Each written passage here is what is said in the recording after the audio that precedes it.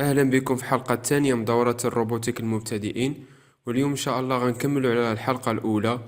بالخصوص غنتكلموا على هاد الاسطوانه هادي درايف ترين. يعني غادي نتكلموا على بلوكات جديده.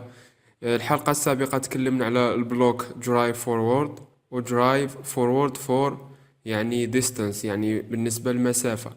تكلمنا على هاد جوج البلوكات، البلوك الاول والبلوك الثاني. اليوم ان شاء الله غنتكلموا على البلوكات ديال اللي كتمكن الروبوت انه يدور واحد الزاويه محدده. يعني كيفاش يمكن لي انا نستخدم الروبوت ديالي او نمكنه بانه يدور لواحد الزاويه معينه واتجاه اتجاه اخر. اليوم ان شاء الله غادي نخدموا على البلوك turn right، وغنخدموا على البلوك turn right for 90 degrees. غنخدموا على هاد جوج ديال البلوكات وغنعملوهم في مثال ان شاء الله كما الحلقه الاولى. نبداو. غنجيو غنحاولوا نستعملوا هاد turn right كمثال بسيط. يعني هنا الهدف ديالنا في الاول نفهموا الاساسيات ديال هاد البلوكات، ما نحاولوش نعملوا برامج معقده. جينا لهنا عملنا هاد turn right، يعني كما قلنا وين started، يعني هاد البلوك هذا البدايه ديال البرنامج. يعني حنا اللي غنبغيو ننفذوا البرنامج ضروري غادي يدوز من هاد وين ستارتد، ونحاولوا نشوفوا المثال ديالنا ونشوفوا النتيجه. على باج ديالنا ها ليكزيكسيون، يعني التنفيذ ديال البرنامج. كيف ما كنشوفوا دابا الان الروبوت كيتحرك، يعني كيدور على راسو. وهنايا اون 3 ديمونسيون ها الروبوت كيدور، وكما كنشوفوا ان الروبوت كيدور ما كيوقفش. وهذا هو يعني مشكل، ربما مشكل غادي تلقاوه، ولكن في الحقيقة ما هو مشكل، ما هو والو.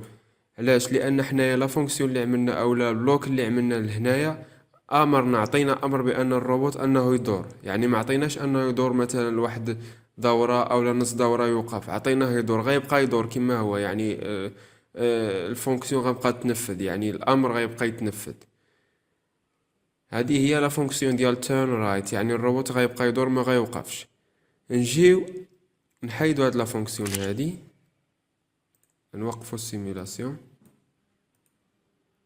نجيو هاد الفونكسيون هادي في عوض ما نعملو تيرن رايت، يعني ما فيها حتى يعني تا ارشادات، غنستعملو تيرن رايت فور 90 degrees، يعني دور يعني لليمين 90 درجة. يعني الروبوت غيدور على اليمين في اتجاه اليمين 90 درجة، ماشي بحال المثال اللي هنايا الروبوت غيدور على اليمين وما غيوقفش.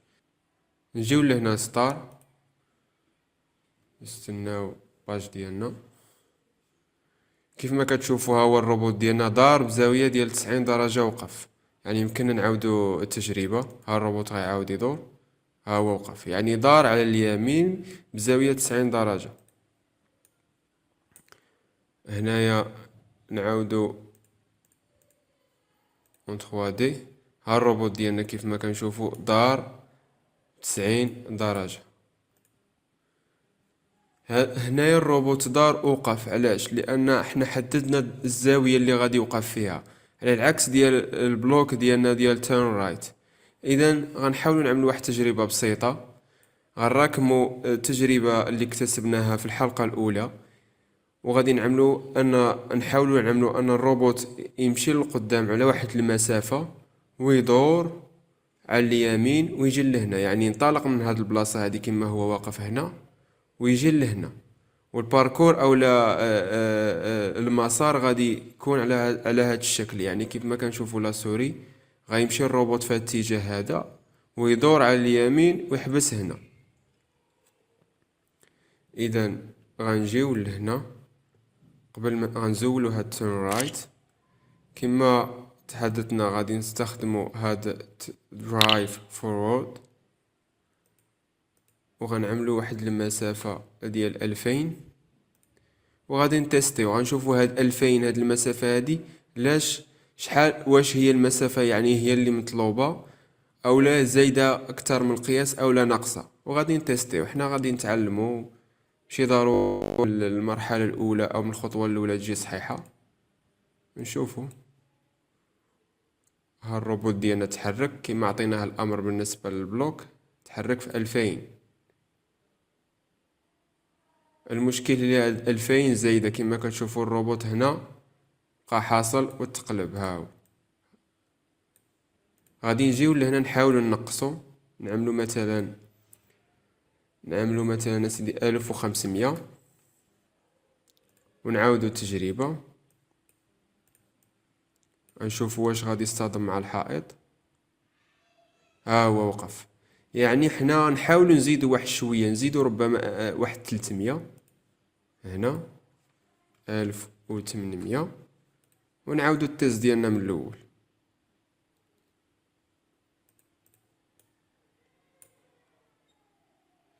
ها هو الروبوت غادي مزيان اكزاكت، يعني وقف في البلاصة اللي بغينا حنا. اذا اول خطوة حنا عملناها يعني الروبوت تحرك من هاد البلاصة هادي وصل لهنايا. اذا الخطوة الثانية شنو هي؟ الخطوة الثانية هو الروبوت ديالنا خصو يدور على اليمين، يعني يدور بواحد الزاوية اللي هي مثلا 90 درجة، وهنا ضروري خصها تكون 90 درجة باش نوصلو اكزاكتومون هاد البلاصة. اذا غنجيو للخطوة الثانية، غادي نجيو لهنايا تيرن رايت، يعني من بعد من الخطوة الأولى البرنامج الأول غنجيو للبرنامج الثاني turn right، وهنا for 90 degrees يعني 90 درجة، يعني زاوية قائمة. وغادي نشوفو دابا غنعاودو التيست. حنا دائما خصنا نمشيو في البرمجة، خصك تمشي خطوة بخطوة ستيب باي ستيب باش تفهم البرنامج ويكون سليم. ها الروبوت ديالنا دار 90 درجة وقف. وعلى سبيل المثال ديال هاد القضيه ستيب باي ستيب او خطوه باي خطوه، خطوه بخطوه، معذره، كاينه واحد الاوبسيون هنايا ستيب غادي نستخدموها في هاد الحاله. هاد الاوبسيون هادي كتخليك تنفذ البرنامج بلوك باغ بلوك. يعني الا عملت مثلا هنا ستيب، احنا غنشوفو ها هي الخطوه الاولى هو انه دخل هاد البلوك وين ستارت، ها هو واقف هنا. الا بركت على هاد ستيب غيتنفذ غير هاد البرنامج هذا. نزيد نوضحو، الا بركت هنا على هاد ستيب هادي غيتنفذ غير هاد البرنامج هذا وغيوقف الروبوت، ما غيدوش لهنايا، يعني خطوه واحده. ها حنايا نشوفو ها هو حبس، يعني هاو كيستنى يعني الامر منك انك تزيد نورك على هاد البوطونه ديال ستيب باش يدوز للمرحله الثانيه. حنايا غادي ندوزو للمرحله الثانيه، وكيف ما كتشوفوا الروبوت دار. ولا بغيتي البروسيسوس او لا يعني العمليه اللي هي كامله، يعني تنفذ البرنامج كامل، كنجيو للستار ديالنا لهنا او لهنا.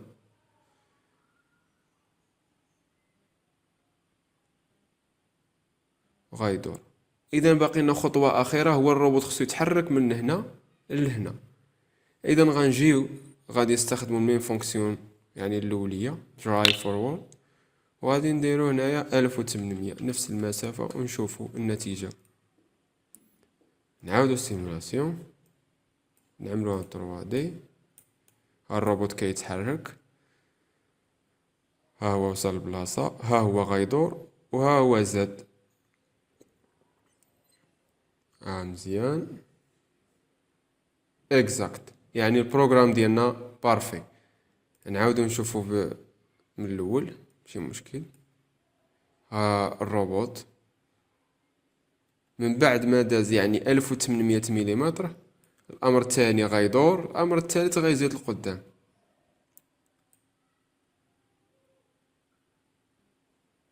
اذا بالنسبه للبرنامج ديالنا لهاد الحلقه هذا هو هذا الهدف هذا. اذا نتوما حاولوا تعملوا نفس البرنامج، ويمكن لكم تستخدموا افكار اخرى، ماشي ضروري انك تمشي في هذا المنحى هذا، يمكن لك تختار منحى اخر، ولكن الغرض هو انك تستعمل هذا الفونكسيون تيرن رايت.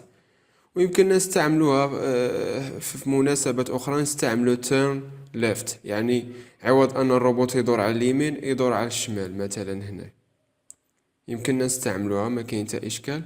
غير هنايا غادي خلقنا اشكال، علاش؟ لان هذا غنشوفو